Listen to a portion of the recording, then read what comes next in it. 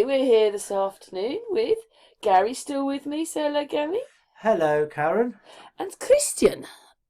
Hello, Karen. Hello, Gary. Hi, Hello, everybody. Christian. How's it going, me old mucker? I haven't seen you since the convention in Birmingham, mate. Hope you're keeping well. Yeah, I'm doing all right, mate, as well as be expected, I suppose. But yeah, it was a great day that day. The only bad part was the next day, like getting that bus home, but we won't talk about that. Yeah, innit? You know what I mean? Holding the old nose, but there you go. It's done and dusted now. It's Yeah. all history. Yeah. His story. It's always a bit of his story, I'm afraid. Yeah. But anyway, we're here today. We're going to talk about a few things. But Christian wanted to get into geoengineering, didn't you, Christian? Yes, and the results that come along with it, and well, Human or the land we're talking about here, just to give people an idea. We're talking about the human side of it. Yeah, we're going to talk about it being climate cobblers. That's the title of the video. Yeah. Yeah, and so it is, and we all know it is. We know that the climate is being controlled, and so many people around the world know it now. You know, it's when you've been at it for 2 decades, and you've got people that actually have fallen to the wayside doing it. You know, some of them aren't here anymore. So, you know, people do know it's happening. It's occurring everywhere in the world. That's right. And you know, your friend I was speaking to yesterday, Christian, he said like that botanist like that used to be on the TV, David Bellamy, he was talking about like how global warming like wasn't sort of like what we've been told and most likely or 100% a hoax. And he started talking, if you remember, he never got on the TV again, did he? No, I think the minute he came out with that, I think they decided to scrap him. And yet he'd been at it most of his life, wasn't he? He was a true botanist, you know, as well as wildlife expert. So he'd been in the game for a long time. And I suppose they didn't want people who really knew what they were talking about and introduce people like David Attenborough, who are obviously employed by the BBC to do the BBC's bidding.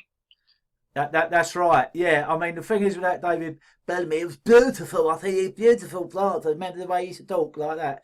Well, you know, I do remember when he used to talk about like, people say the climate is changing, but it isn't, and all that. And I thought, even then, like that was about 30 odd years ago. I thought you've written your own death warrant, mate. Not literally. To be honest, if you turn the telly on, there's quite a few people all worrying about the global change. When it's just, I do think as a place that we do change. I think that over time we change. That's the way it is. Excuse me, I've got hiccups.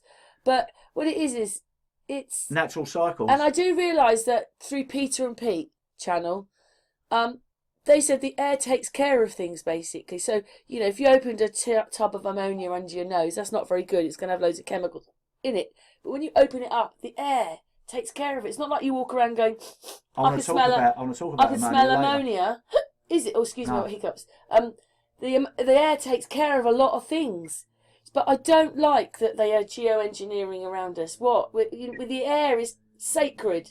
But you know, something, Christian. I've done another podcast. I don't know if you see it, but my stepfather. Yes, Gary. What did you think of what I just said? Oh, fantastic! Absolutely great. Excuse me, I slapped Gary. Brilliant, absolutely brilliant. She's always hitting me. Anyway. No, I'm not. I am now. She likes beating me up. No, anyway, I said about my stepfather in the early 50s when he worked down Fleet Street and they used to have the smog, Christian, and he couldn't see his hand in front of his face. Well, you know, we don't get none of that anymore. So but if there was going to be any climate change, because they have that in that place in Russia where they don't turn their engines off. And they do get it in parts of China with pollution. Yeah, but if we was going to get any change at all in the climate over here, it would have been in the early 50s with the smog, because the smog was a different ball game altogether. We used to have to walk home. The buses stopped. There used to be people walking in front of the buses, Karen. That's true, didn't they? Yeah, I know, but that's because too much is the petrol or something's coming. No, what it was all the industrialisation. It was all the industrial age, and they used to have like coal-fired burners, didn't they, Christian? It was all coal-fired in those days and wood and whatever. Yeah, and I do agree with what Karen says, that the air is sacred, and none of us ever managed to get a vote or even hear about an election to say, well, this country agrees, that country agrees with its people. It wasn't the people that voted on it, and it probably wasn't even the governments that voted on it. You know, it was just a case, yeah, we're going to do it. But it's never been announced officially on any media outlet or broadcast around the world. Yes, the geoengineering program started. It's always been kept hush hush. Don't speak about it. But I think it was about 3 years ago that Harvard announced, yes, we're going to start geoengineering programs. Cloud seeding they call it. But when you got people like Robert Deutsch, Max Egan, and to mention a few more names, it's been going on for a long, long time. And for them to it's like the hidden hand again, isn't it? And everything that's involved, it's like Karen said, the air is sacred. I mean, it is sacred. We're breathing it in. So what are we breathing in? And we haven't been told what we're breathing in. Exactly, and Christian, I was down, I was down Devon for a week, and when I went to Dartmoor, it broke my heart because I was stroking the ponies, feeding them, breathing in fresh air, not having that horrible hum in my ear that I get, sort of like what I was telling your friend yesterday, which I think is a lot to do with a lot of these masks and whatever. It was crystal clear in my ears, but now I looked up and I see comtrails and chemtrails all over, like the X that you always see, right in the middle of Dartmoor, and it broke my heart, actually, to think somewhere like that, there's such a sort of like beautiful place to be, have chemtrails like over the top of it, it really was quite upsetting, actually. Well, it's like you can try this experiment yourself by putting smoke into a bottle and putting it in the dark. The smoke will last a long time, but you put it in a light, it'll soon evaporate because of the condensation that the light causes. So if they're cutting out the light, it's going to get more fogged up, if you like, or smoggy, foggy, and this is what people in sunny Florida are experiencing these days. That it's like a dew fog, if you like, but it's lasting longer. So they're cutting out the light, or dimming the light, as it's called. One of the programs they called was solar radiation management. Then that changed to solar dimming. Oh, right. No, I haven't heard of that. Yeah, it's had so many names throughout the last 20 years. It's like they're playing bingo. So let's go through the different things. We know about heart blight and the sort of like the cloud making machines, and they've got the chemtrails, the comtrails. I mean, they might be doing stuff. Well, we've got to remember everything's an electromagnetic. What about all these businesses they've let run down, the ones that are empty, and all the hospital with the prison with the machine in it, and same. Oh, I'll tell you something. Later on, you're going to see another video that we done, and this abandoned building, it had like old X-ray machines. Well, I don't know if you know, Christian, but they contain this thing. I think it's cobalt-free or something. You might be able to correct me on that, but it's radioactive, and it's highly radioactive, and what happens is when all the lead shielding like wears away, which will do after a time. It's happened in Brazil where there's like loads of people like got killed because it was on a dump site. So that's another hazard. I mean, that's a biohazard, which seems strange to me that it's right next to a police station, isn't it? When we was looking yesterday, we couldn't understand it. How there's old X-ray machines and because it's leaking in there now. Of millions, thousands and thousands of pounds. Probably millions. I should imagine what we see yesterday was a waste of millions of pounds. But it's an environmental problem as well, isn't it? I mean, what about all the sort of like all the plastics that are in the ocean? What they're talking about, right? I mean, about the submarines. What about the submarines? Yeah, but I mean, the nuclear ones. Yeah, they're sitting at the bottom of the sea somewhere. That's right, and they've got sort of like probably they're going to be radioactive. So who's to say like that's not contaminating the sea? We just don't know, do we? I mean, there's so many facets to this, isn't there, Christian? It's like we're just picking on a few, like, but can you think of some more? Well, yeah, I mean, when you talk about the radiation, it was in the early 70s that they were still telling people what they were doing with the spent radiation waste, that they were putting it into these metal containers that were doubly or quadruply reinforced and dumping them in the Atlantic or the North Sea or whatever. And that's the last we ever heard of it. And that you're talking almost 50 years ago. So but why would you want to do that? They have to. Why would they want to put it in the sea, though? To get it away from civilization, I suppose. But they don't care about us. Why would they care? What I can't get around that, they're more liable to have not put nothing in there, Christian, and left it somewhere like to poison us. It wouldn't surprise me. Well, yeah, this is the way I'm seeing it. I'm seeing it because at the end of the day, eventually, it doesn't matter how many times they've wrapped it up. Eventually, it's going to corrode because that's what salty water does. It corrodes, and it's going to break up. And they reckon, well, they probably tried to assess that these things will last for 300 years and the radiation will have calmed down.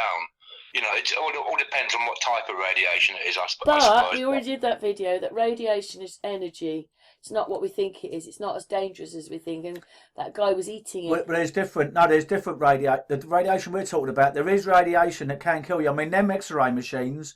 What it is, the kids like playing with it because in Brazil, I don't know if you've seen this video, Christian. What happens is these kids are on this wasteland in Brazil, and this X-ray machine is split open, and at night time it was fluorescent, and they put it all on their hands, on their faces, and everything. And of course, it was actually cancer that killed them. And then the 3 kids that went there first of all died of cancer, and then gradually people around the town, like say they went home and touched their mum, hello mum, and had a cuddle with her and whatever, she come down with a cancer as well. So there's different forms of radiation, isn't there? Some are toxic and others aren't, I suppose, but I know the X-ray machines are, as far as I know. Yeah, I think I came across that video some years back, and I'm not totally familiar with it anymore, but I think it was a long time ago.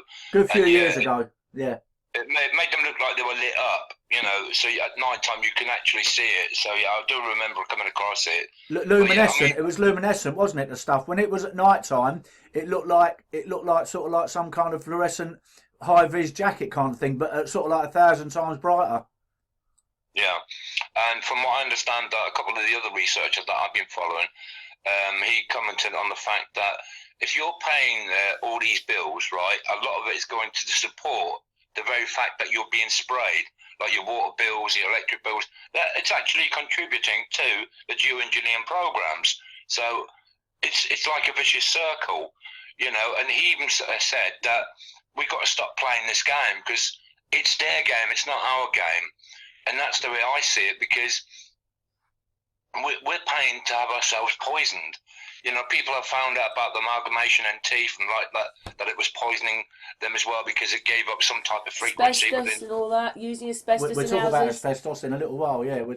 We'll cut. Oh, well, I might as well talk about it now, Christian. I had a friend, I haven't seen him for years, like, he works in a, well, I think I told you this before, he works in a factory up in Rochdale that made asbestos-like, sort of like panels for roofing and whatever, and one by one all the people that he worked with were coming down with various different like asbestos related disease, asbestosis, myomesopelomia, COPD and all the rest of it, and that actually closed down because there were so many cases pending, so they just went bankrupt and basically left it to an insurance company. But I said to him, when was the last time you went up there? He said, well, it's still there, but they've covered it like Chernobyl in concrete because it would cost so much money to sort of like make the place safe that rather than do that, the easiest method would just cover it in concrete. So we know how poisonous like asbestos is now. It only takes one little shard. I mean, it killed my stepfather. So that's a terrible thing. And we don't know.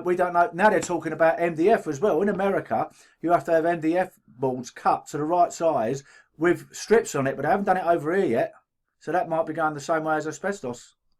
Yeah, I mean, whereas the Ukraine's concerned and Chernobyl, I mean, originally they did fill it in with concrete and whatnot and covered it up, but through the years, I mean, I think it was 1986, so you're only talking about 30-odd years, but in that 30-year period, it wore it away, so in recent times, they've just done another covering of it, haven't they? So a double canopy thing that they put over the top of it.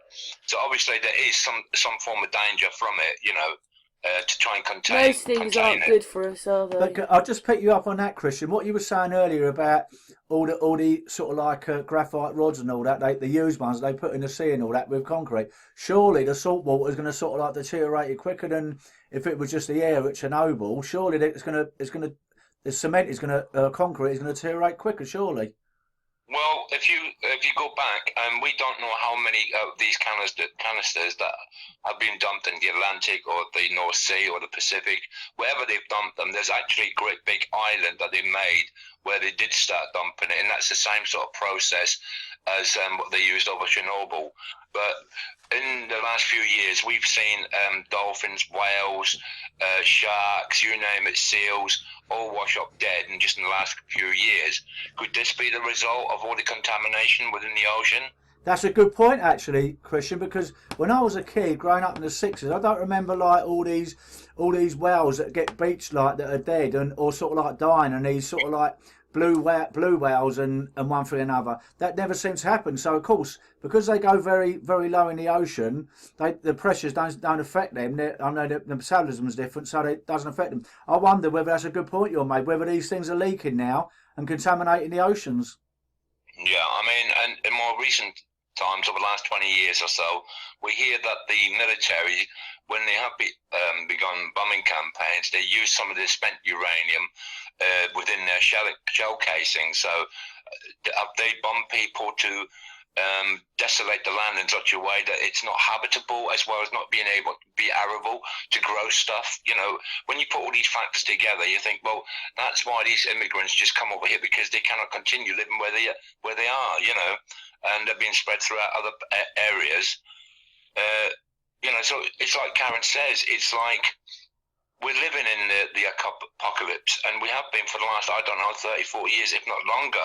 It's like we've been discussing this in previous times, where we're saying like we're on a decline, and everything that's being done is being done to shut humanity down yet again. But when you look at the age of what we've been going through and the research that we've done, the age of Tartaria, it was like that was a great big empire, and there was probably more people, billions and billions more people then than what there is today. And it's like we've come to the end of that, and now they're getting to that further step by closing us down even further.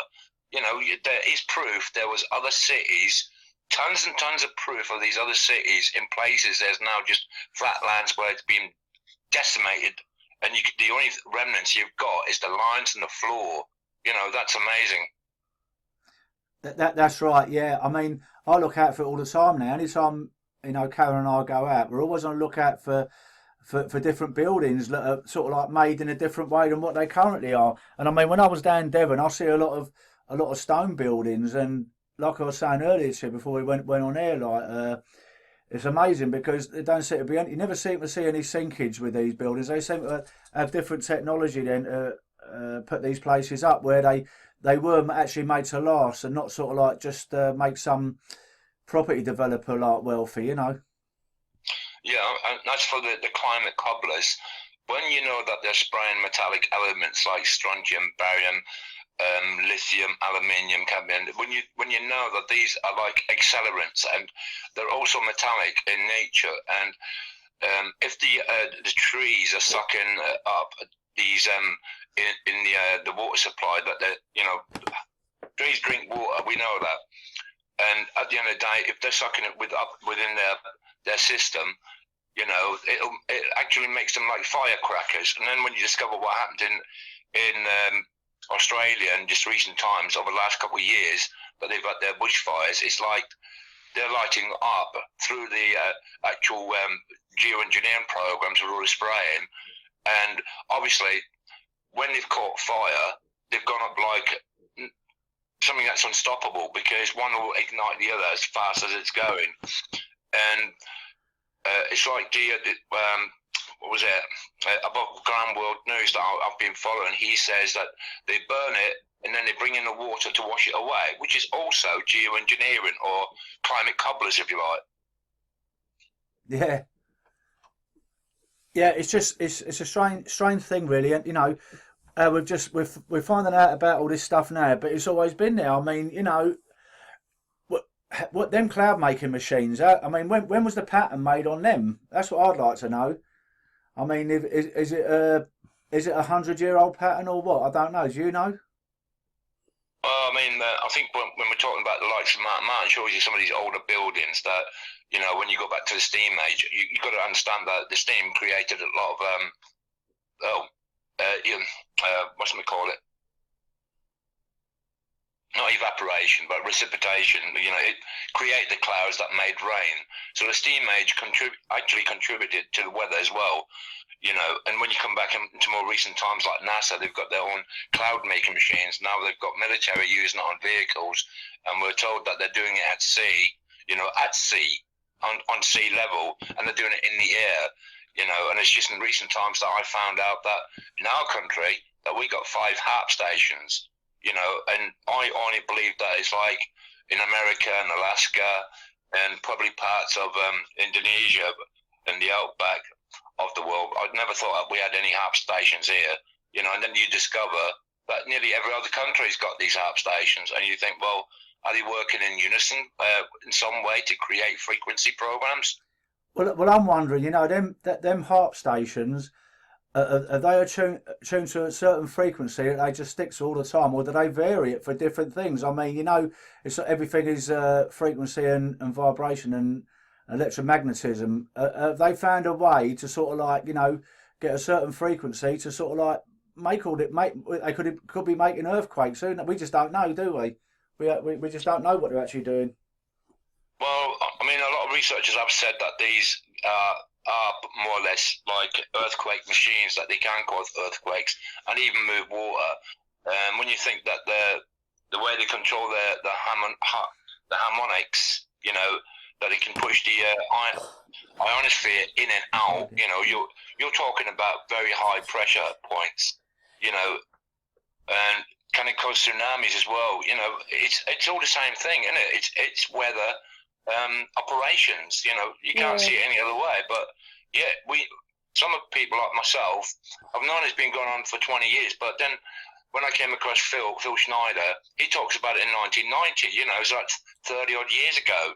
So how long before that? You know, how long has each weather program been going on? Probably just the same as the television. But should we move on the subject now, because I've been trying to move the picture around. One more quick thing. People get bored of looking at the same thing. Do you think like these HARP sort of like stations, like, do they put out a frequency that sort of like maybe rebounds off the firmament, so they can sort of like they can get any area of the world, or what?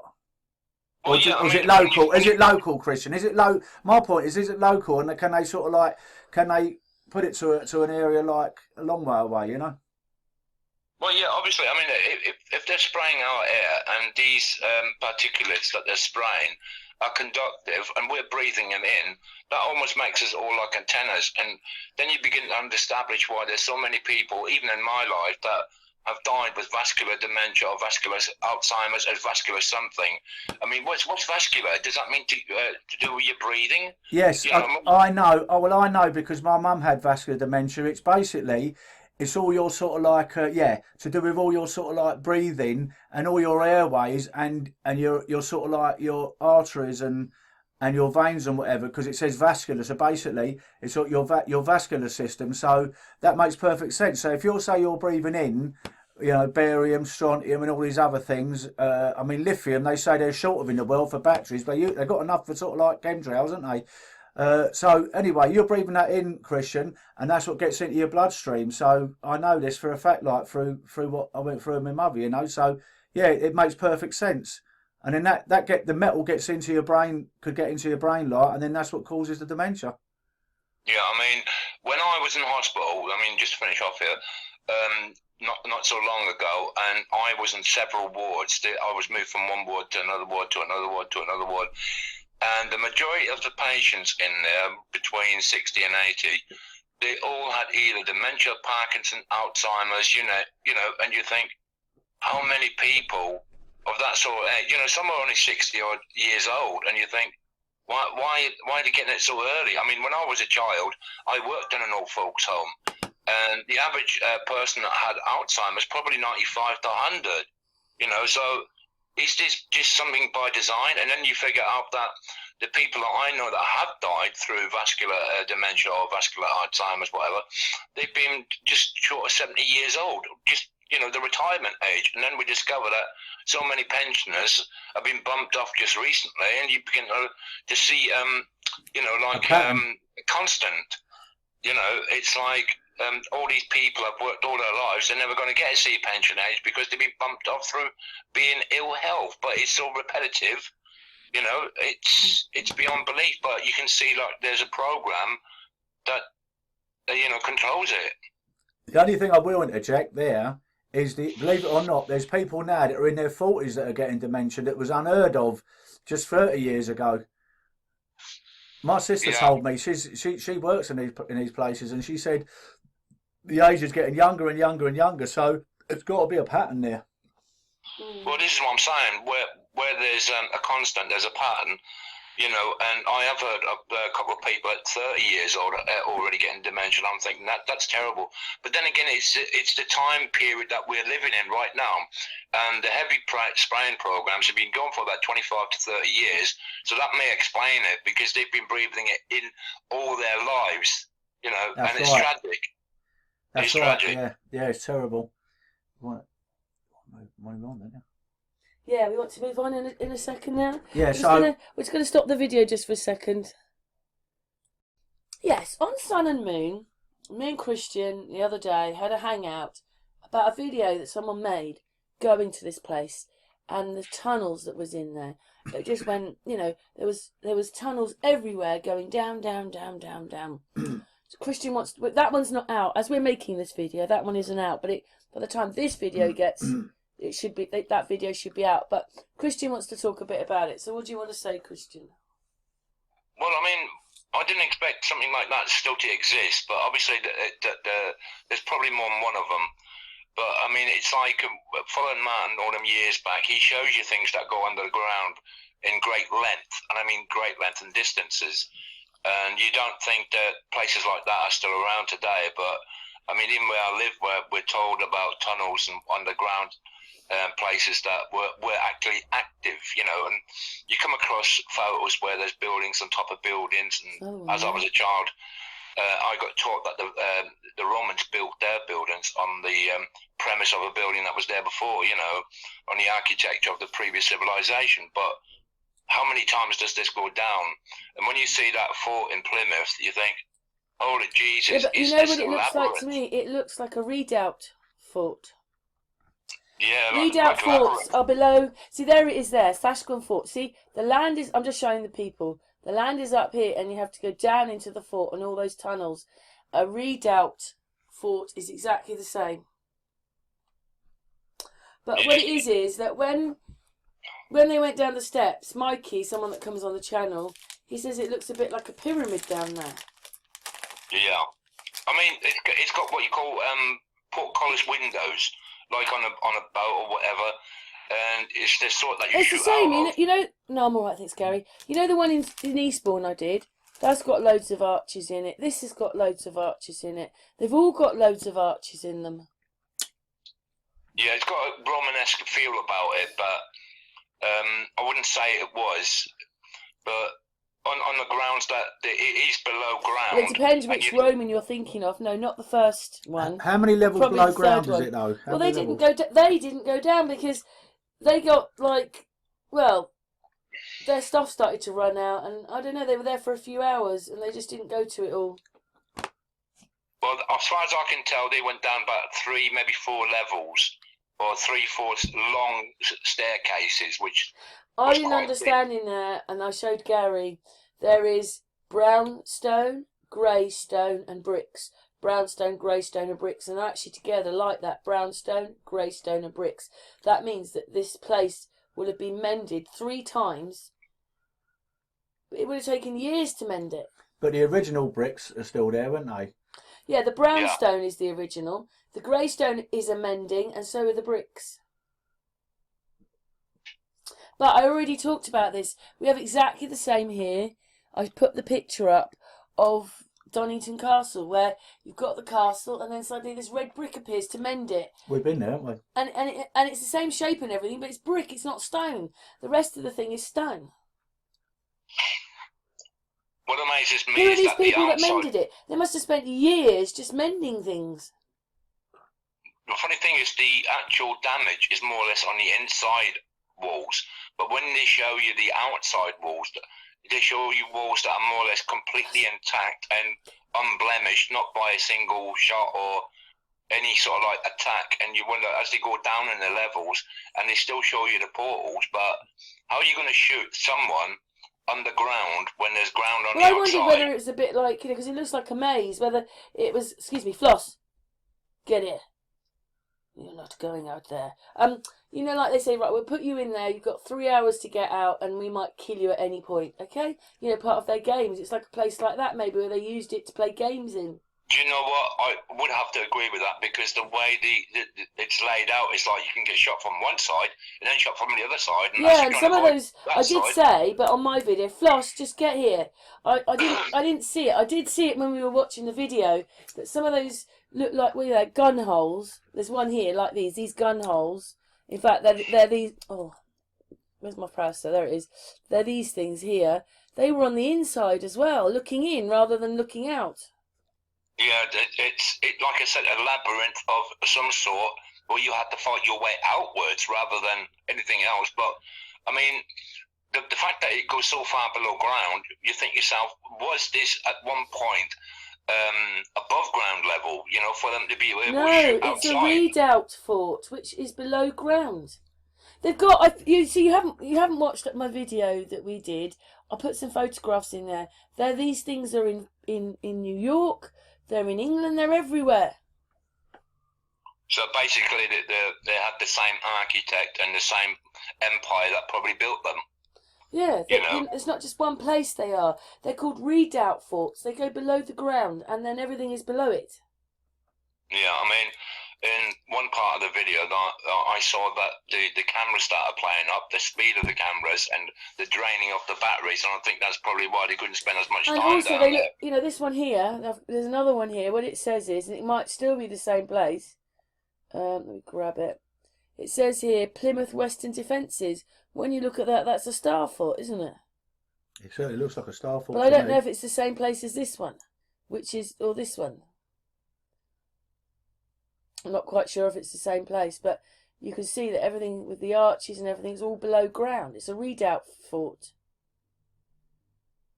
Well, it's obviously part of that empire that ruled the world by star forts, because we know the star forts are more or less worldwide, and some of them are absolutely immense, you know, huge on a premise. I mean, some of them are so accurately built as well that you think, well, how is it possible that they got the symmetry so correct if they're building from ground, you know, or did they have some sort of aircraft? Do you know what amazes me is all the steps down, and the fact that suddenly they look to the right and there's all this stone in between each layer down. So it's a bit like a fort with layers and layers and layers, except this fort goes down, and it's just all the big. Suddenly they're going down, and then suddenly all the stone turns up in between. You think, well, how did that get there? Well, my explanation was with a friend of mine the other day. We had a discussion about it, and it's like something poured in, and over the time it hardened. Whatever it was, yeah, it but they'd turned have to to rock. put masses in there, Christian. Were they that advanced? They could put that much in? Well, I'm saying it flowed in. What I'm saying is that this thing. It didn't flow in, Christian, because you can't see anything from the top. No, but if it didn't flow in. It did not flow in. Well, I mean, how else would you explain it? I don't know. I don't know what we're living in. I don't know what this place is that we live in. Can I ask you another question, Christian? I mean, a lot of these bricks, right, they seem pretty symmetrical that I'm looking at. They obviously had to be cut by some kind of device. Shall I put a little bit of that video on? I can't imagine. Hang on a second, Gary. I'm going to put a little bit of that. So, basically, it's a redoubt fort that everything is up here, and then you come down into it here, and it's all grass and so forth, and then they go inside. So, we're just going to play that bit of video of them going inside, just to show you a bit more, to show you what we're talking about. And they do look, at the same time, it looks Roman as well. It just does. But bits of it you can't see on this fort because it's got trees all over it. But I do appreciate this channel. They're called The Secret Vault. So thanks very much for going in there and showing us. But you said, Christian, didn't you? It looks like it's been made and no one's used it. But there are things there that they're looking at them now. I don't know what they are. They're on the side of the wall, but this place is at least empty, Christian, unlike the rest I show that have got stuff in them. Yeah, I think it was used in World War II as some sort of bunker. You know, I think it was refurbished then, and then probably some repairs done at that period. But to me, I think it's a lot older than it's been documented. I think it's probably maybe 1,000 years old.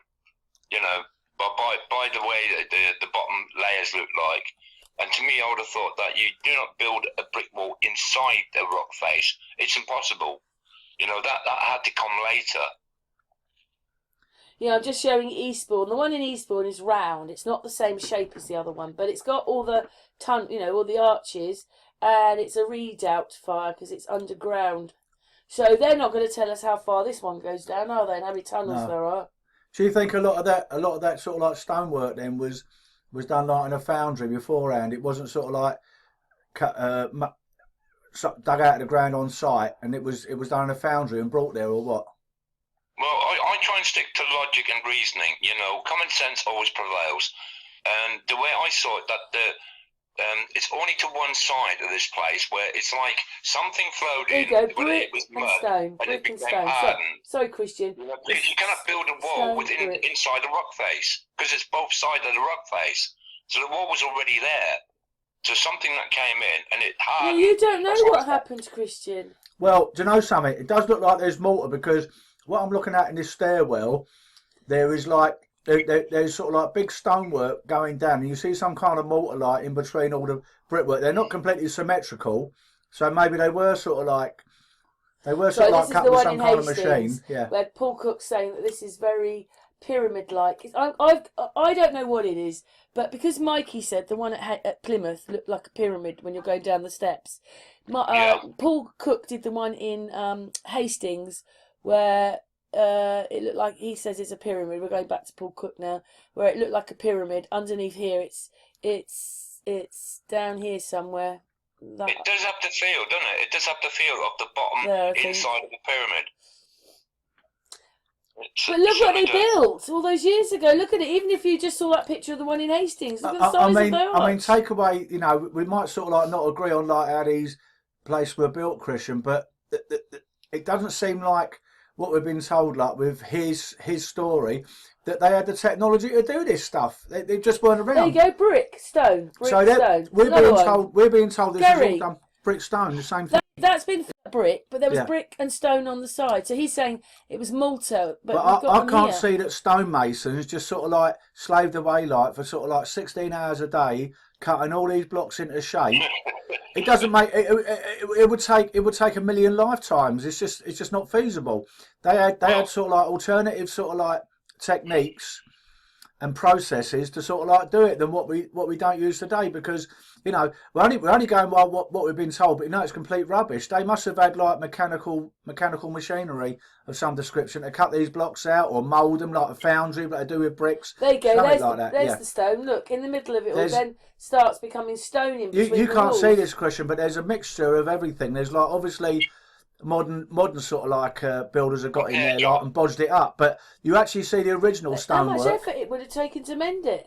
Yeah, you see the original stonework, and it's not, even though it's not symmetrical, they had to cut that. So they were cutting that out of sort of like blocks that they had outside. You know, you're not telling me that they just used like a hammer and a blinking copper chisel to sort of like. This has got half doorways. Yeah, as well.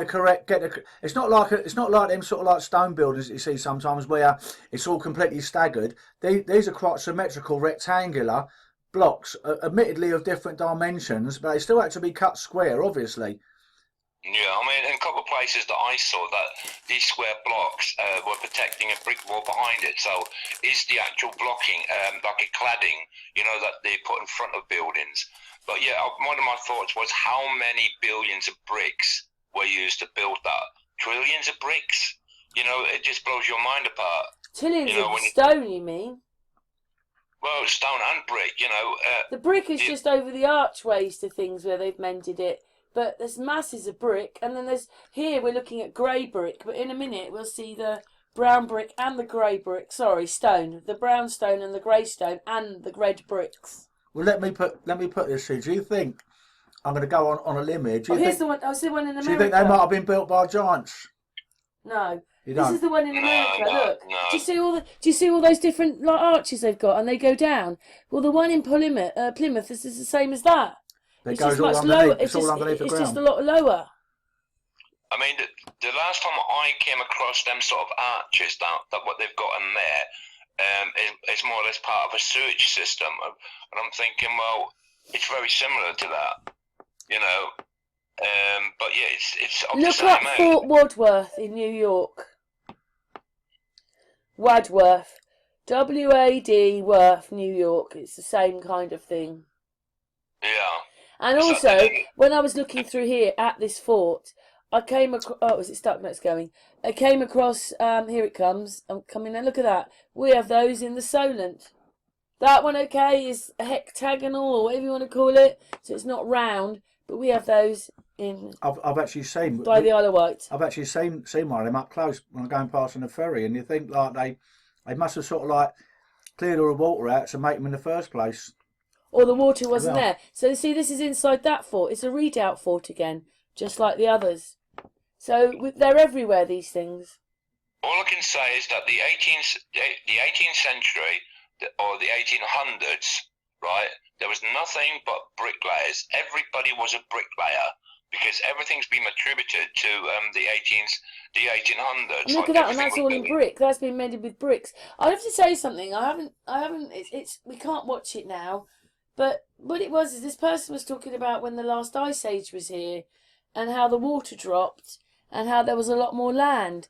And even if that's not quite right, that's the best explanation I've heard of how we had land and it had gone. That was quite amazing. Like Australia was about twice the size it was. England, they put Doggerland in, which we don't have anymore. So maybe that's what's happened, is the water's risen somehow and flooded everywhere, and that's why some of it's gone. but you see some of this stonework here.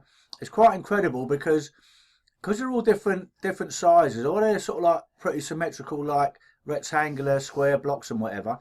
They'd still have to sort of like make it so that the ceiling would be at the right height. You with me, Christian? So you imagine like how. Do you think giants went in there, Gary? No chance. It's too narrow. Yeah, isn't see, it? so it's not about giants. No, I When didn't say Christian about goes giants. and everybody goes on No. about giants, there's no giants. No, Look, listen. they're tiny. You have What to be I'm short saying- to go under them. What I'm saying is. Oh, here we go. the No, wait a minute. the Wait. symmetrical- Look, here's the brown brick, the grey brick, the Yeah, brown it's all brick, the different grey brick, yeah. and the brick, and the stone, and everything. So 3 lots of mending. So how does that I mean, listen, I'm not knocking the stonemasons of the day. They was obviously sort of like absolutely brilliant. That probably stonemasons can't match today. But to think they can still use dissimilar size like blocks and still get it sort of like the ceiling in without being level and whatever, I find that quite incredible. Because when they get to a certain level, they've got to put the ceiling in. So. Then they're using dissimilar. It's not like you're building it out of brick and you can do the maths, Christian. So you know where you're going to get to do the ceiling. These are all dissimilar sized blocks, so it's amusing to me how they can do it.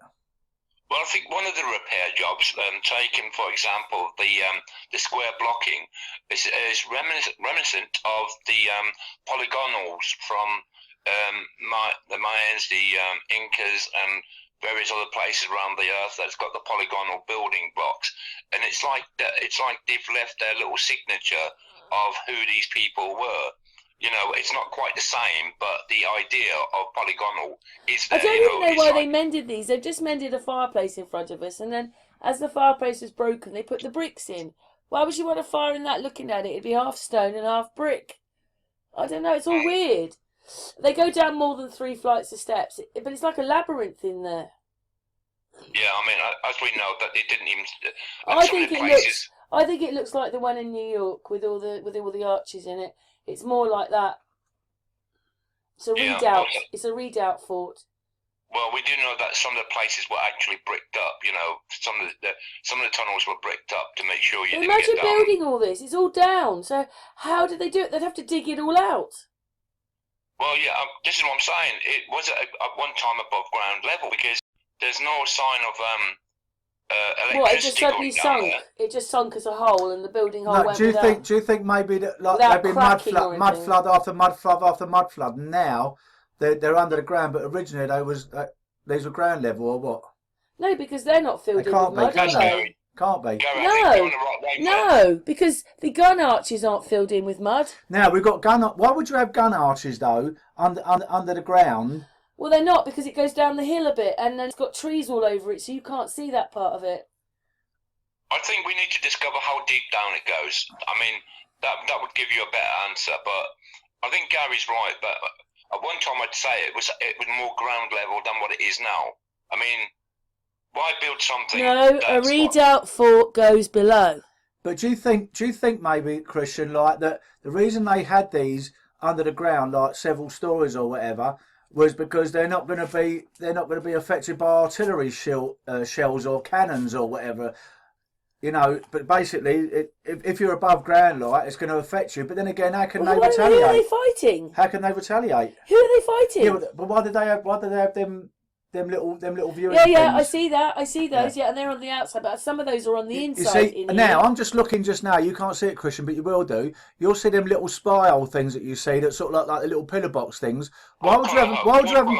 Well, yeah, but why would you have them underground? Why would you have them underground? It doesn't make sense. Exactly. So Why would you have them there? just to show, this is Donington that's been mended in brick. Oh, Gary, make a tea. Shall I go and make Yeah, tea? Gary's going to make a quick cup of tea. Yeah, 'cause but I'm making a noise with my chocolate. yeah, you are, Gary. Oh, Floss is going to get my chocolate. Do you see that Donington Castle has been mended with red brick?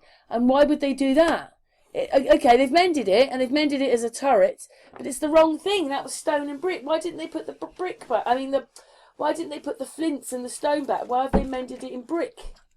Just a job to hide what's in there and to keep it, obviously, to stop it getting ruined any further. To preserve it.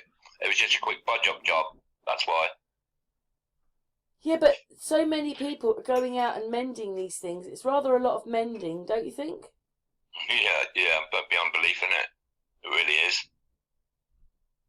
It's rather a lot of mending.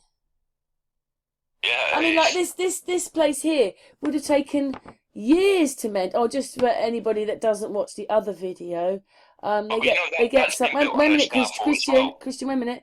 They're going through this and they hear a high pitched noise, which the guy slows down on the original video that's going to be out on Sun and Moon if you haven't already seen it. Yeah, I don't know. I'm a bit like I'm lost for words now. I just don't know what to make of what we're living in. Well, to me, it suggests an electromagnetic field that is still resonating, that is still active. Oh, you mean like yeah, but only in one room, Christian. If it was all that, it'd be the whole thing. It's just one room it happens. Well, not necessarily, because it could be just along one line of this fort. If they probably went to an adjoining room in the same line, it's like they call them ley lines, don't they? And you got to remember, if it is a star fort, and some of these other places, they have been built in the same sort of manner. So if it's been built on a star fort, we know some of these star forts were actually active at one point, and they probably had their own defence field.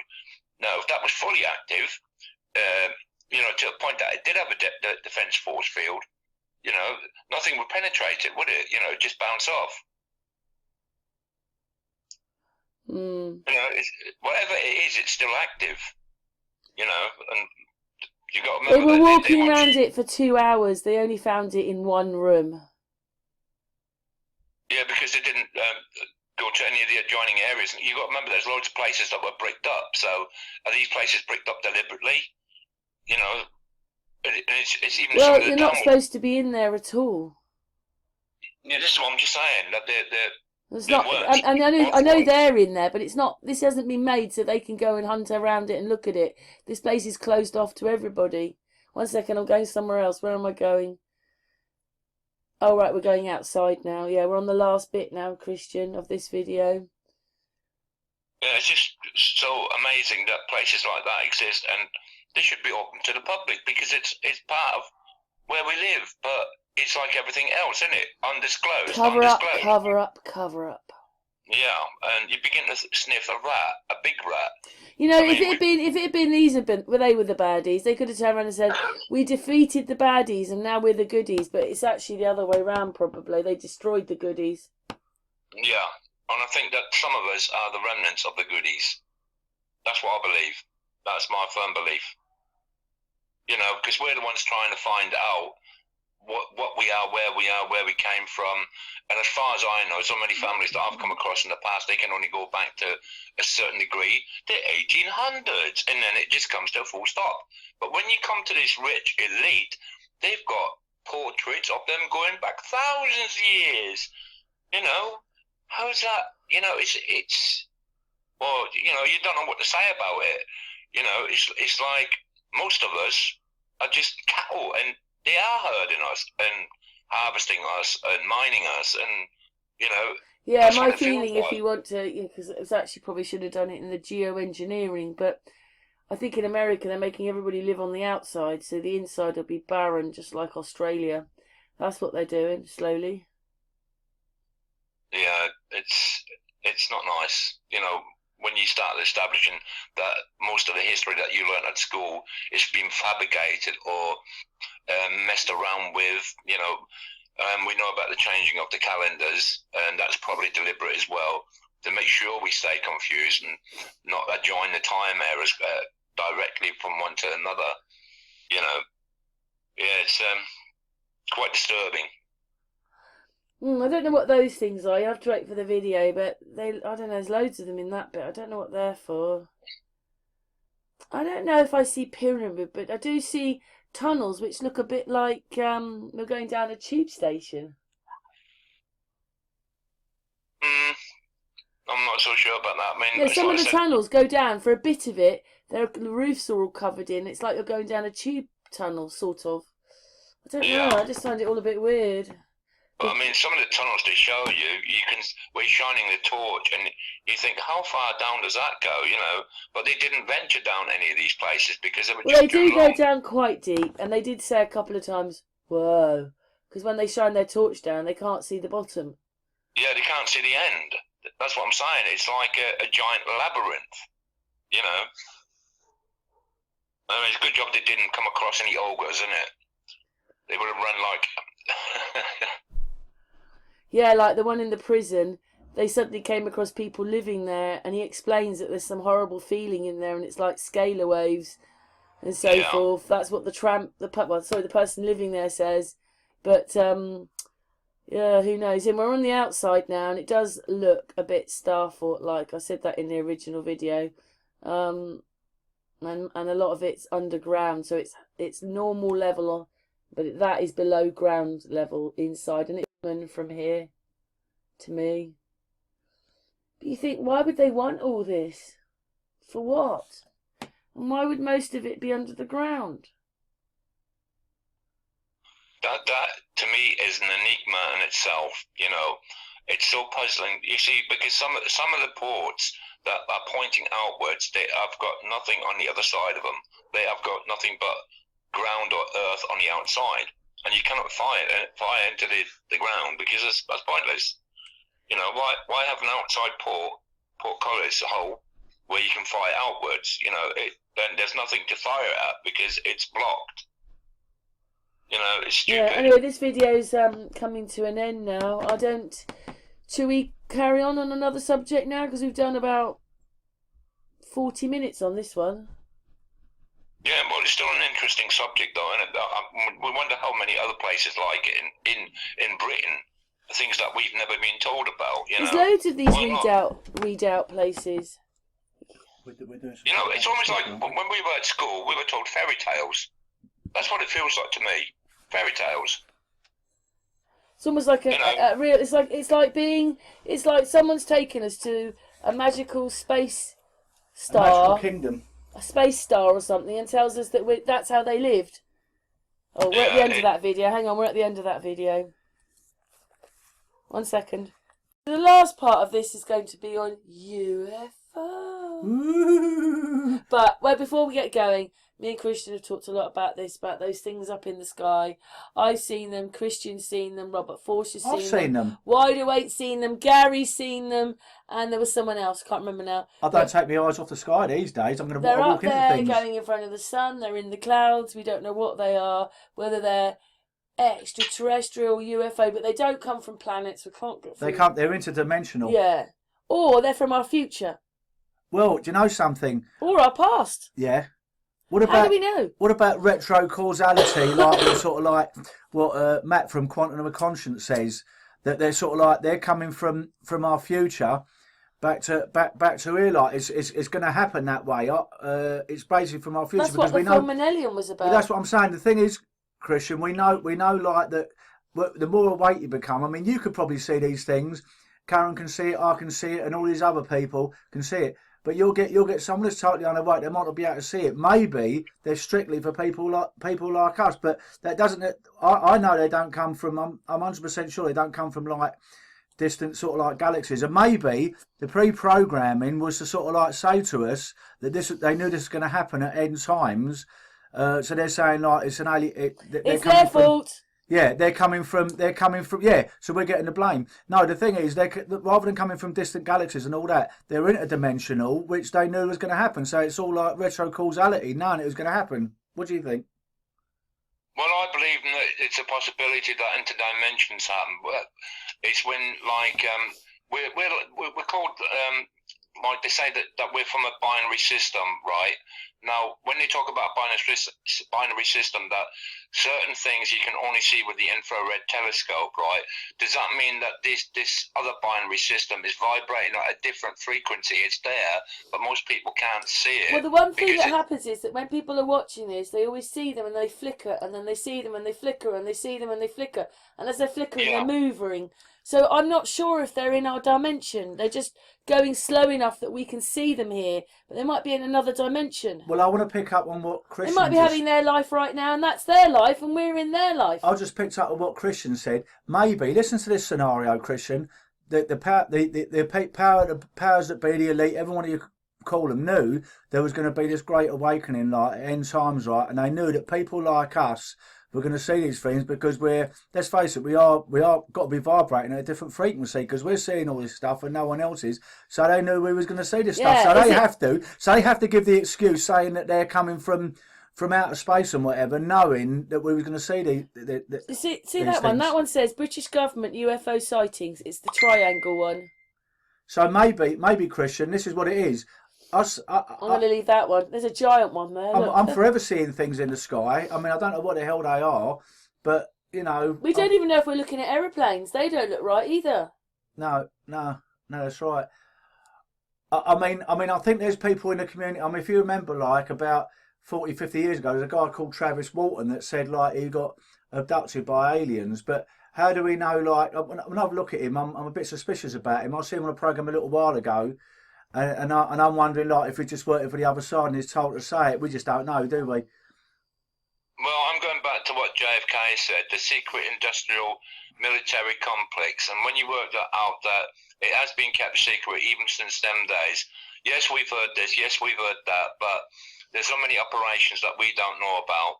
And when you look at history, that so many ancient or it could be them doing their blue beam stuff. Well, that's just the hallucinogenics that they're maybe putting into our air, and that's getting us to vibrate along with the frequencies that they're pushing out. But when I talk about ancient cultures, that they had flying crafts. And we don't know the actual time frame because we know that history has been manipulated.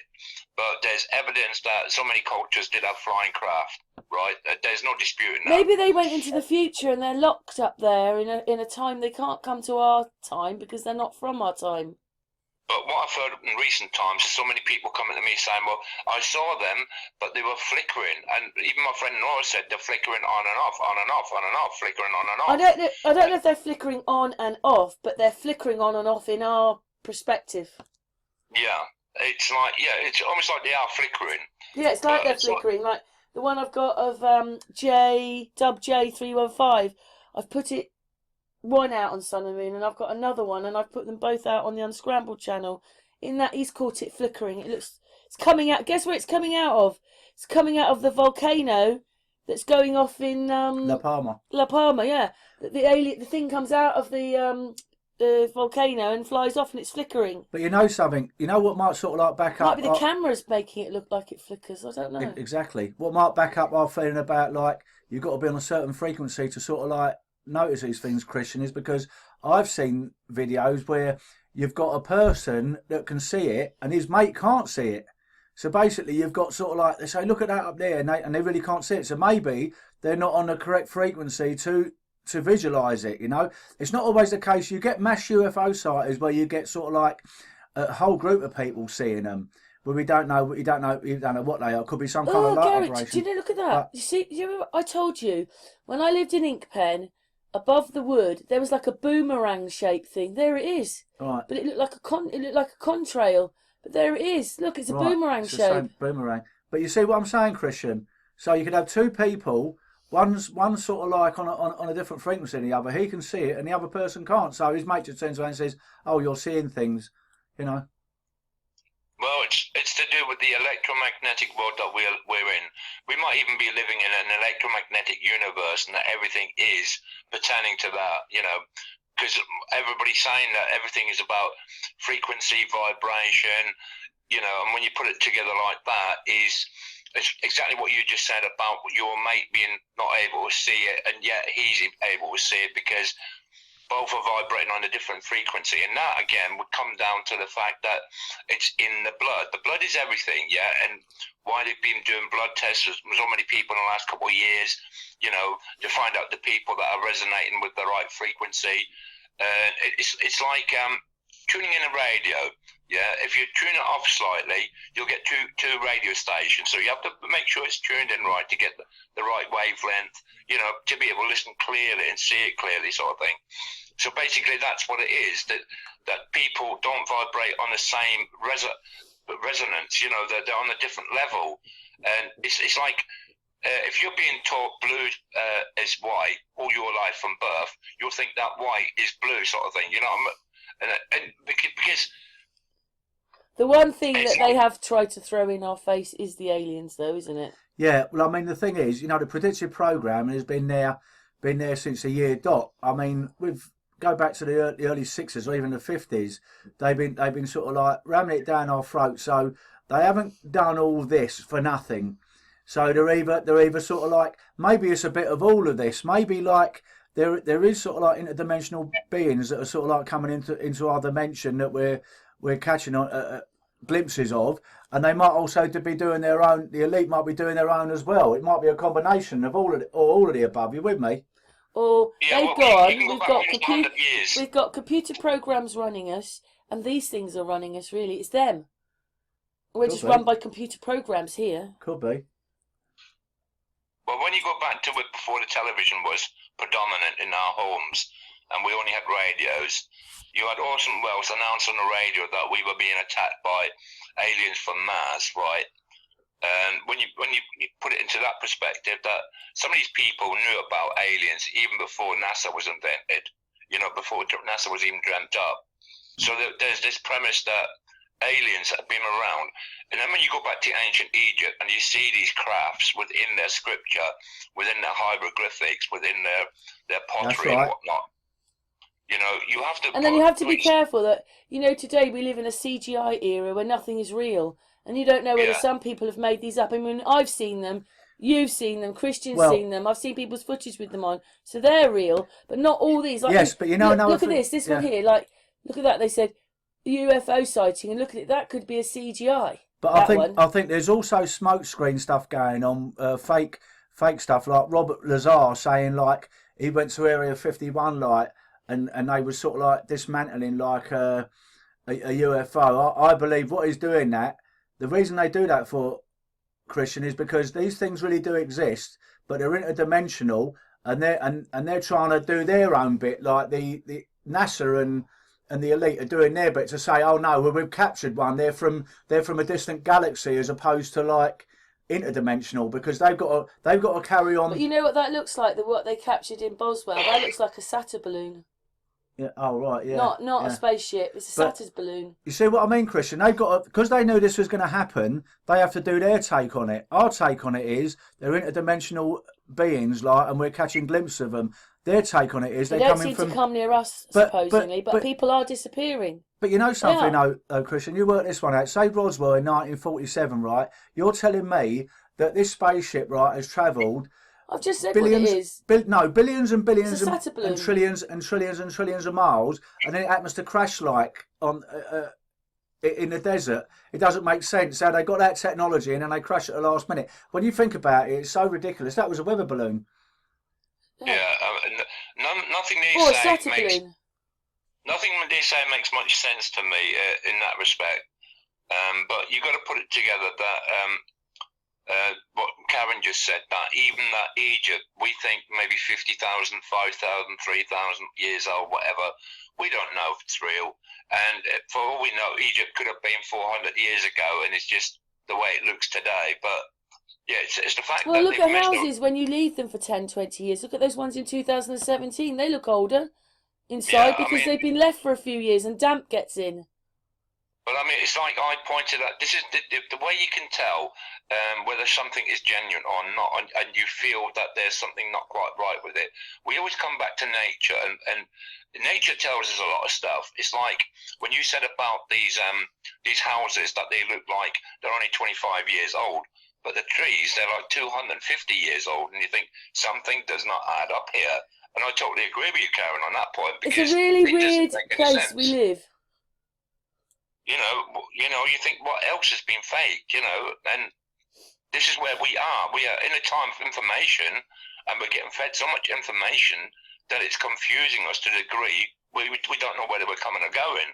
And this is why I tell people you've got to stay grounded and stay with what you know. And the one thing that we do know is that one of the main things is life is full of vibration and frequency. And when you establish that fact, that everything resonates at its own frequency in the atomic structure world, you begin to realize that things aren't what they seem.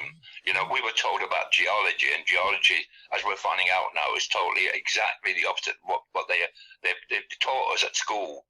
It's fakery. And then you go down to carbon dating. Then they tell us, oh, we didn't carbon date this particular item, but we carbon dated the biomatter next to it. Well, hang a minute. No. We're trying to establish what this building is, not the biomatter next to it. We realise now, Christian, that where we're living is like we're led to believe when we're at school that everything is just sort of like bricks and mortar and solid. Reality is fluid. It's not like a permanent structure, and it can change us because how comes all these star faults and stuff that we see in now? They've always been there supposedly. No one was talking about. No one was talking about it just a few years ago. So the thing is, I think pyramids. I think this reality that is malleable and fluid, and we can see it. And others, I mean, this thing that's been going on for the last year and a half that I dare mention at all. It's like, we can see that and they can't see it. Other people can't see it because we're sort of like, all right, let's say we're aware.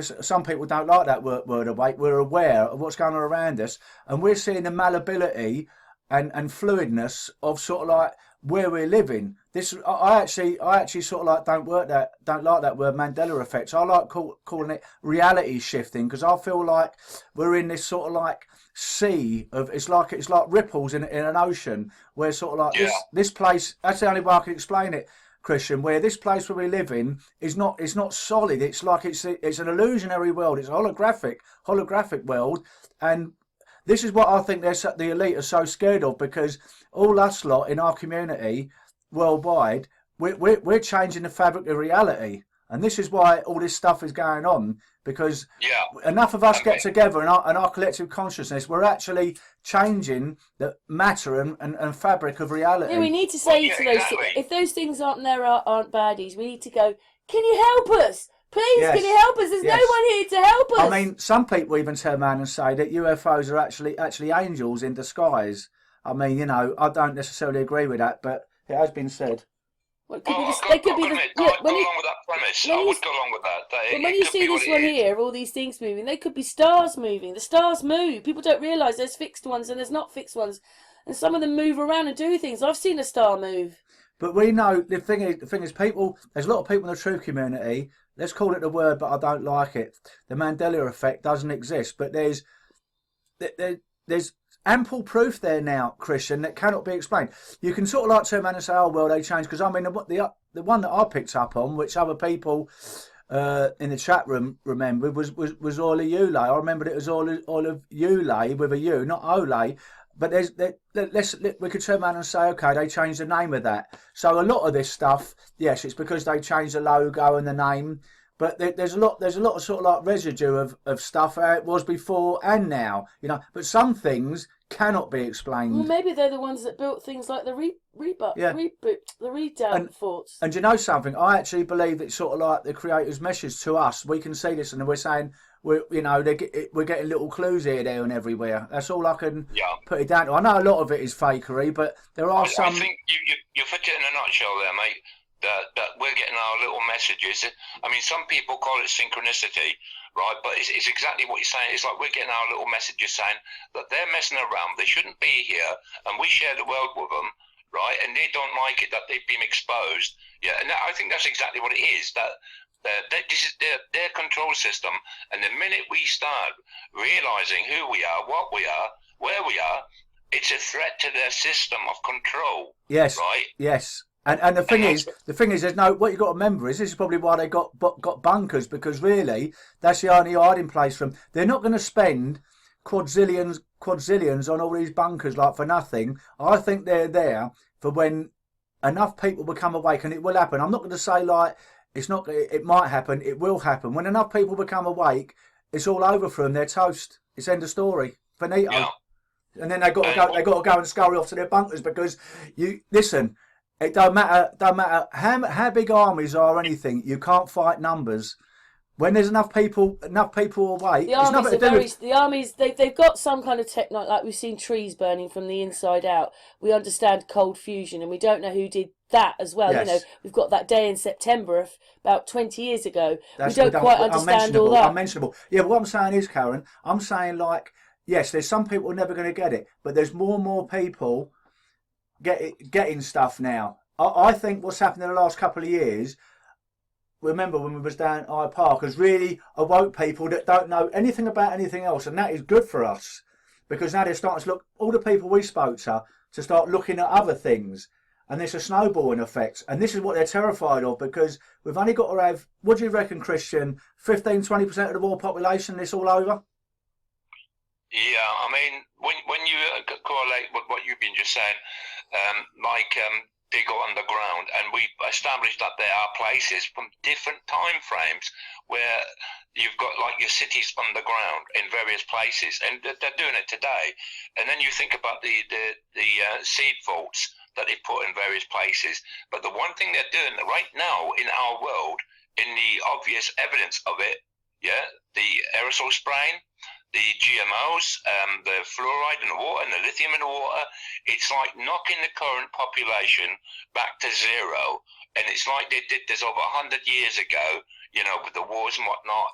It's the same scenario and exactly what's happening right now. This is why I stay grounded. They're just repeating history. And if you go back to the early 1800s, there were certain events that happened there to reset the populations. And it's the same scenario again. Exactly. And one second. Sorry. Press something. Okay, and another thing as well, Christian, even with sort of like a depopulation agenda, taking that aside, everything that we've spoke about tonight, it's also just dumbing down people that, no disrespect, we're already dumbed down. You with me? Well, maybe what it is the fluoride and everything. They've pushed aliens so much that a lot of people don't believe in them when they're actually there.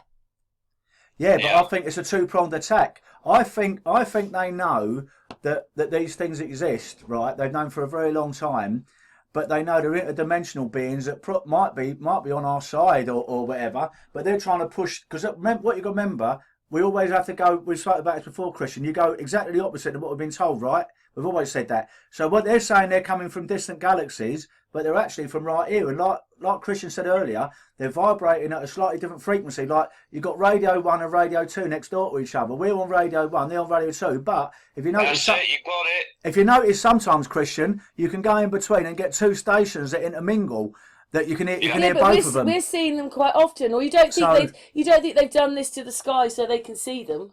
No, I think they're trying to make us not see them. They're trying to make why they don't want us to see them. Well, we get so much cloud. That's what we thought. Or they want us to covering something up. So the thing is, the way they can get round it is a blackmailing way to sort of like have their UFOs up there, which is sort of like maybe blue beam, hologram, or whatever. And then it's look, it's an alien invasion, when in fact it's just them doing it because they're just using it to their advantage. Well, it's like the QR code thing. I came across it quite a long time ago. You got these statues. I think originally they were underwater, but their heads are QR code, and you think, well, it's nothing new under the sun. They've just come out with a QR code, you know. And then when you look at the barcodes we think was something new back in the later part of the 70s and early 80s, when in fact there was a type of barcode around in ancient times as well. So you think you got to go back to the saying, "There's nothing new under the sun." Yeah, and the way I see it, if we do live in a realm, it's a funny realm. And when Karen did that map of the star map, and you think, well, hang on a minute, that bit goes there, that bit goes there, that bit goes there, but there's one bit missing. So where is that bit that's missing? And it's like all we see out there are stars, right? I did tell you this. I watched a video today. It may not even be like this. I was going to show it to Gary later on, but it's about when we had ice ages. And at one point, when this guy was talking when we had an ice age, there was a lot more land. There was Doggerland. Australia was bigger. And so that's maybe why we've lost some of the land, even in that bit there. Yeah, but what was the cause of these lands disappearing? We know there's a section missing. That's for sure. The water level went down, and now it's come back up somehow. And this is what I say about this place being a fluid reality, Christian. Like, you know, it's changing from day to day now. Whereas before, we didn't notice things. Maybe we just thought it was just always like this. We're seeing all this stuff now because of who we are at this particular moment in time. This is like our time. We're seeing this stuff, but it's always been there. So the thing is, it's like the veil's being lifted. The veil's lifting, and we're starting to see the true reality. And this is what they're terrified of. This is what they're terrified of. The veil's lifting. Maybe the bit war by bit. is them against the Holy Roman Empire. It could be, but do you know what I mean, Christian? Like the veil is lifting. The veil is lifting, and we're seeing true reality. Because years and years and years of being dumbed down, and the indoctrination system at school, and all the rest of it, we never actually see this place, because everything looks different to me now. When I go to places, everything it's just, I can't really put it into words, but everything is exactly how it was before, but it looks different. Do you know where I'm coming from? I can see a change in things. I can see reality changing before my eyes, and I told you they've even put down in history now that we were in an ice age, a mini ice age up until the year 2000. We had some really hot summers in the 80s. I know. We were not in an ice age. We've been colder this side of the decade. The thing is, like we said earlier, with geoengineering, the last 10, 20 years has been so abnormal with temperatures, weather and everything that I'd say if we were in a mini ice age, it was sort of now, not the last century. If you see a lot of old pictures, like in, I don't believe it anyway, in sort of like cave drawings and one thing and another, Christian, you notice that there's hardly ever any clouds. There's very few clouds. Until a certain period ago, there wasn't a sun and a moon either. And you just see a lovely blue sky. I mean, you know, this is a relatively new thing. It seems to be, and the clouds are getting lower. I definitely think the clouds are getting lower. I mean, they seem almost to be every time you look, you think they're lower now than they were last week. They're almost you can put your hand up and touch them. Or was they always like that, and we're just seeing? The more awake you become, it changes. So we're lifting the veil, and we're actually seeing reality as it actually is, and we're changing it before our eyes. You mean because they made us believe in the fake one? Now the thing is, Christian, like all us lot in our community, right?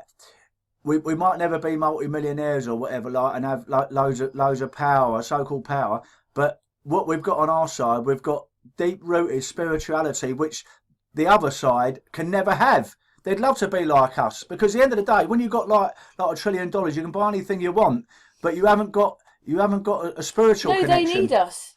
They need us. They need us utterly feared. Of course they do. If it's not this, do you know, like... And we don't live in fear. I don't want to mention that time very much, because, you know, we get into trouble for doing it. But when we were all locked down, there was no stabbings, killings. No. That completely disappeared. And the people watching the television haven't realised that the moment we're out of it, it's all come back again. You see, the thing is, Christian, once... So those people weren't trying to do things... Do you know, when we were locked up, wouldn't it have been easier to gone out and done all the things? Exactly. They could have done all that, couldn't they? And I mean, the thing is, once people stop living in fear, Christian, it's all over for them. It's all over by the shouting. Once people wake up and stop living in fear... They do not want us thinking as individuals. No, they want us to live collectively. We've got to follow like zombies. But you know what? I'm not being horrible. I love some of these people very dearly. But all they do is have the...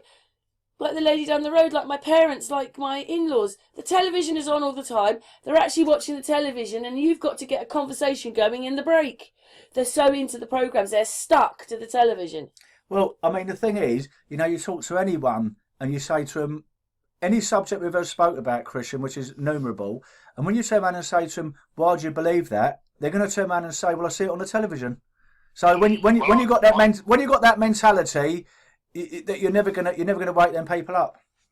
Yeah, well, I mean, one of my beliefs is when you're watching a fiction film, it's fiction, right?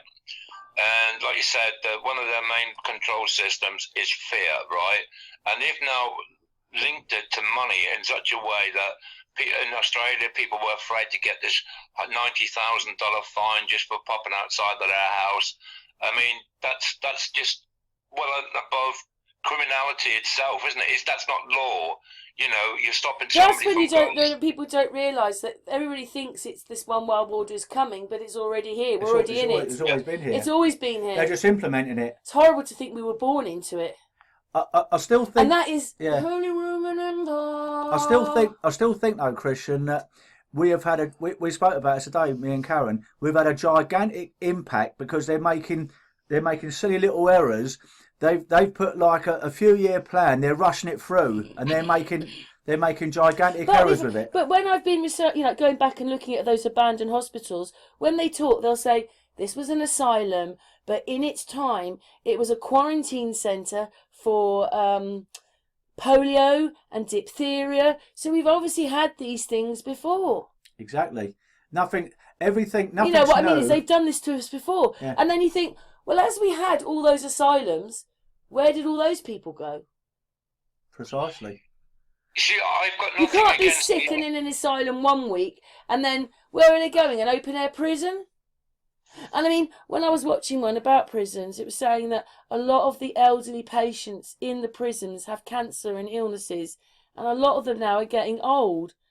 Well, I don't know why they didn't think of that before, but I'm saying it's all a bit bizarre, the whole thing. Do you know something, Christian? I was thinking something a few weeks ago. I wondered, like, you go back sort of like, 50, 60, 70 years or whatever, because it ain't that long ago when a lot of these institutions were still open for people that were so-called mad. I wonder if a lot of them people weren't mad. They were just like us today. They become awake, and because they were sort of like they were saying similar stuff to what we're saying now, they just thought, we just bang them up like in a mental asylum, because in those days, what you got to remember, there might have been a lot of people, but not as many people as there are now. Well, they can't do it now because everything's derelict. Yeah, but the thing is, I'm wondering, like, with a lot of people that were banged up, supposedly mad, they were just talking about the things we're talking about now, and because it never went along with the status quo, they said, "I just bung them in Rampton or whatever." I'm sure that some of them were, but if the people were all mentally ill, where did they come from? Why were they like that? Why did you get so many asylums with so many ill people in them? Just say they were ill. Where have they come from then? Why were all the people like that? Well, I was going to be institutionalised, because when I started talking about this stuff 20 odd years ago or whatever, Come with me, boy. Come with me. I've got him by his ear now. Come with me. You're speaking the wrong things. I was going to be institutionalised, because I just didn't go along with the popular sort of like. My parents think I'm mad. Yeah, and Karen goes through the same thing. So this is the dilemma, and I'm wondering, like, whether sort of like, a lot of people that were banged up in these nut houses, right? Okay, some of them might have sort of like been mad, but a lot of people might have just speaking the common truth. And they didn't. Don't forget, even though we don't particularly have any rights anymore, those people would just been bunged in. That would have been it. They wouldn't have been able to have got out. That's right. Well, when you're looking at that degree, right, you got to look at the constants. What are the constant parallels, right? And one of the constants is that it's always the poor people that get put in asylums, yeah, yes. And it's always the poor people that suffer, yeah, and it's the same all the way through the centuries. You'll find Dickens wrote about it, and other people wrote about it. It's been this system for a long time, but when you go back to the ancient times, it was different. Like the days of the great philosophers. Do you know something? I've just thought about something. The Egyptians, it was all about the underworld. And what do we have under the ground? Lots of tunnels and places. That's right. Exactly. But I mean, this is it. How much stuff is buried? I mean, I've already spoken about this before. It's what causes it, what happens, when you... We don't know. And we've got and the other thing as well is that we have, they talk about little green space aliens. We've got elongated-headed people, and they were only 5 foot tall, and their eyes were a bit different, and their heads were different. They would fit into aliens, and then Marie Wheatley and Brian Forrester keep finding them. Yeah, and this is. So that's a bit strange, isn't it? You think, well, what are we living on the alien land? Is this the alien land? Or are they demons? Some people will turn around and said, like, when people seeing aliens, like, they're actually seeing demons, but I don't necessarily concur with that because I don't know. No, I mean, I think they're physical. They are physical. I mean, in Egypt, you see these elongated people. I only come across it, I think, about 6 months ago, where I see the pottery, and the pottery describes these elongated beings, right? But they want the rulers then. So this had to be the first dynasty of Egypt, or maybe even the second dynasty. But after that, when you got Tutankhamun and some of the other dynasties that followed, they ended up having elongated heads, right? Akhenaten and elongated head. And you begin to think, well, the first ones didn't have, but there was a society of how do we know? beings. We don't know nothing, do we, Christian? We can only go on what we can see. How can you believe? Because they've lied so badly, and then we've already said they tell the truth, then they lie and tell the truth and lie. So when you get something, it's got a bit of truth in it, but it might be 200 years out, and they've lied as well. So that's where the confusion comes. We can never know anything that's true because the truth is maxed in with lies. But it's like Gary said about his parents or whatever, his grandparents, that they were made to fight in a war that they had no clue why they were fighting. When you look at you realise that they thought they were fighting for their country. Yeah, their country, their honour, and now it's been established that it's all been hocus pocus. It's like the Great Pony Show. These beings make us fight each other when they call us the Gentiles. It's like I think I heard somebody say the other day that all his life he's never met a single person that ever wanted war, right? Not even soldiers. They don't want war. Nobody wants war. But yet somebody gives us war. Yeah, because they want everybody frightened. But what they're doing is they're making people, is a bit like, they're getting more resilient against it because they shoved all the horror films in, and then we've had the wars and the fake stuff. So in the end it goes in one ear and out the other, and people don't care anymore.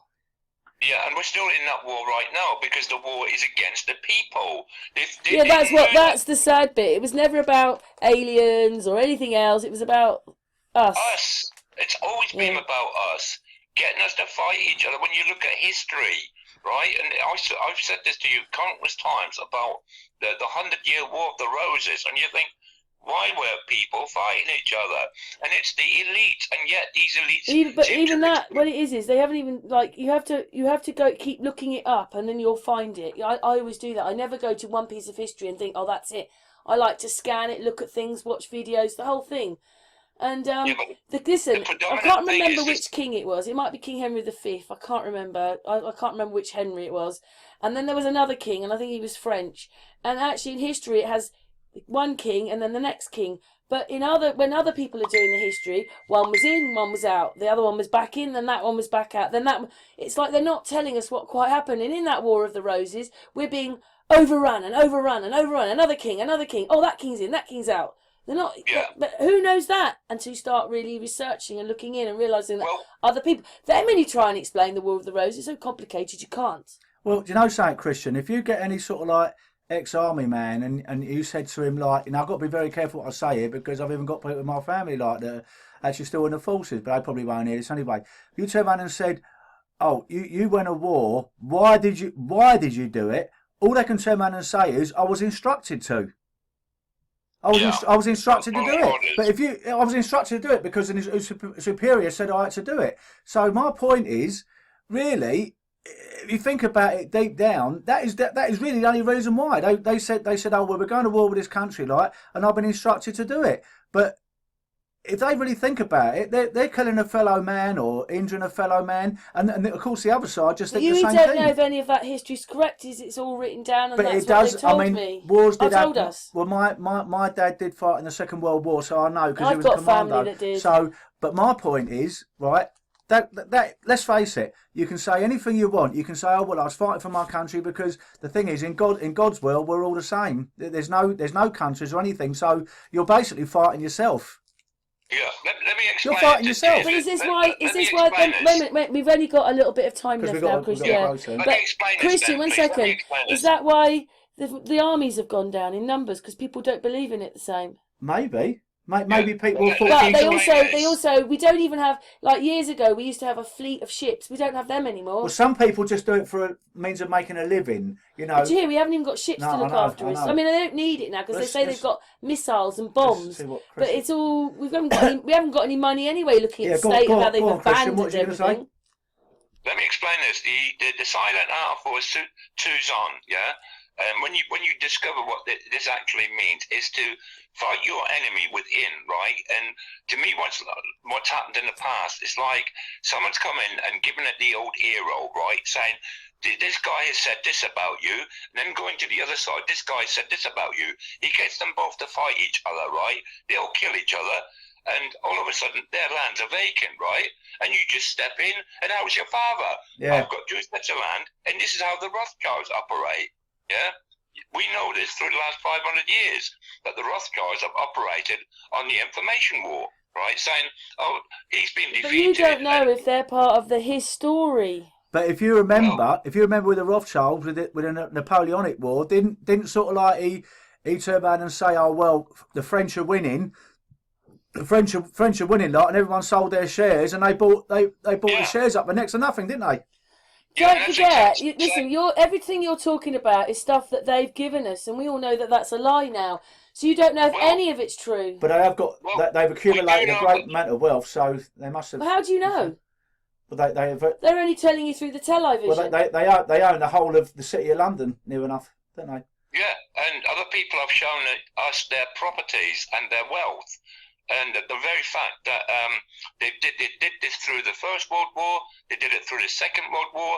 Yeah, they were the lenders of money to keep people fighting each other. And who made the profits? The Rothschilds, the DuPonts, the Quants, the Windsors. Yeah, the Windsors were attached to the Holocaust gold. Seriously. Yeah. You know, it's the same families that lead all the way back to Egypt. So, right, Christian, we've got to go in a few minutes. I'm going to give you a few minutes each to talk. So who's going first? You're Christian. Who goes first? Shall I go first and get it out of the way? Go on, Gary can go first.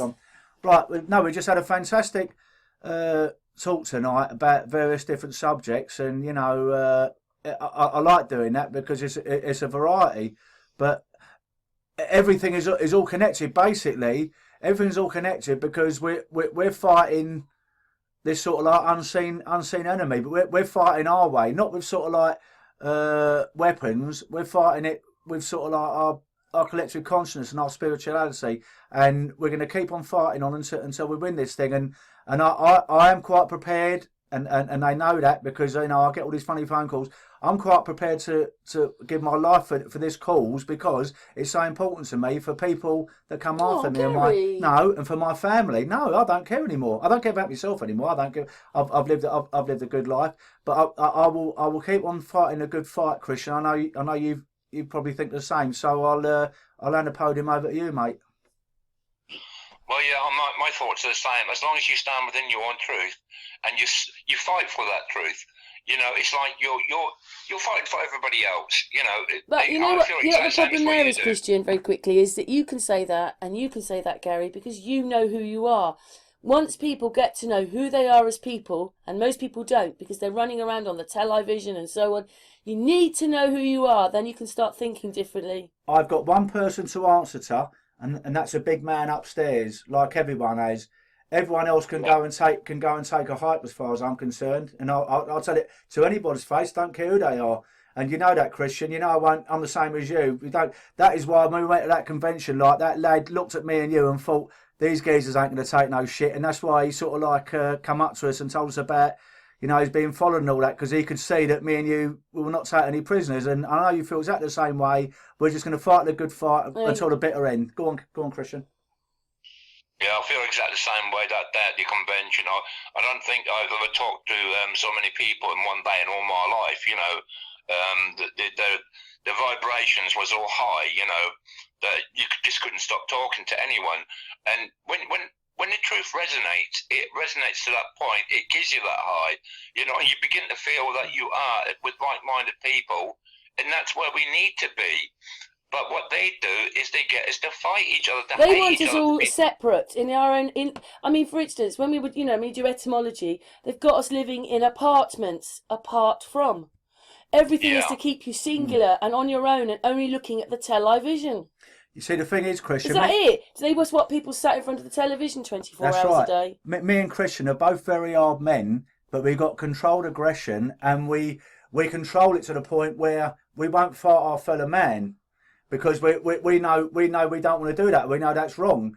We're fighting the establishment, which is a completely different thing. But we're not doing it with... But, you know, we heard a video... Very sorry, because it's Christian's turn, and we've got to go soon. Yeah, we've got to go. We listened to a video today where this guy's been on a march, and basically he's trying to say this is your norm now, and etc. etc. And it's going to carry on.